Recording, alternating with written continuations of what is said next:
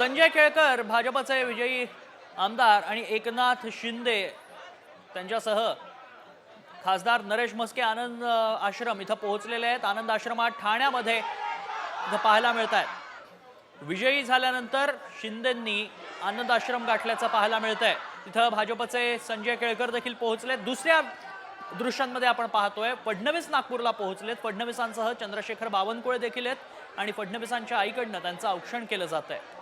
खरं तर महायुतीला अत्यंत मोठं असं यश यावेळेस विधानसभेत मिळालेलं आहे। जे काही एक्झिट पोल होते त्या एक्झिट पोलला तोडून रेकॉर्ड ब्रेक यश महायुतीला, भाजपाला, शिवसेनेला मिळालेलं आपण बघतोय। आणि यावेळेस या सर्व महत्त्वाचे नेते, शिवसेनेचे नेते एकनाथ शिंदे, भाजपाचे नेते देवेंद्र फडणवीस हे सर्व विजयोत्सव साजरा करतायत। एकनाथ शिंदे हे आनंद आश्रमात आहेत, तर फडणवीसांचं सुद्धा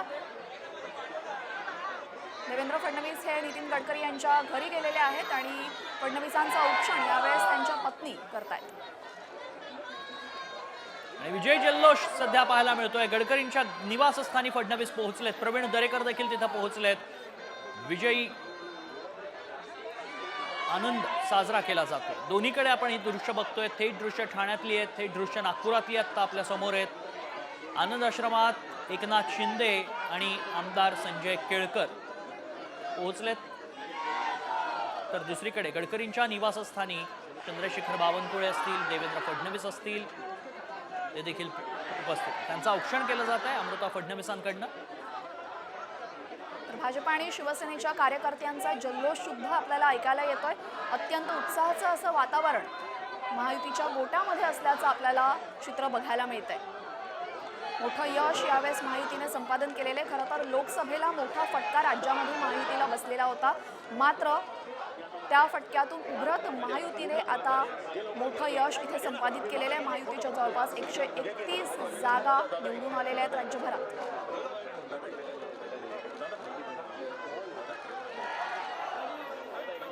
ठाण्यातनं एकनाथ शिंदे आनंद आश्रमात पोहोचलेत। ज्या आनंद दिघेंचं नाव घेऊन 2.5 वर्षापूर्वी एकनाथ शिंदेंनी शिवसेनेतनं स्वतःला वेगळं करत 40 आमदारांसह बंडखोरी केली, त्याच आनंद दिघेंच्या आश्रमात सध्या एकनाथ शिंदे पोहोचले। आणि मुख्य म्हणजे आनंद दिघे यांचे पुतणे केदार दिघे यांच्यासोबतच एकनाथ शिंदे यांची विधानसभेसाठीची लढत होती।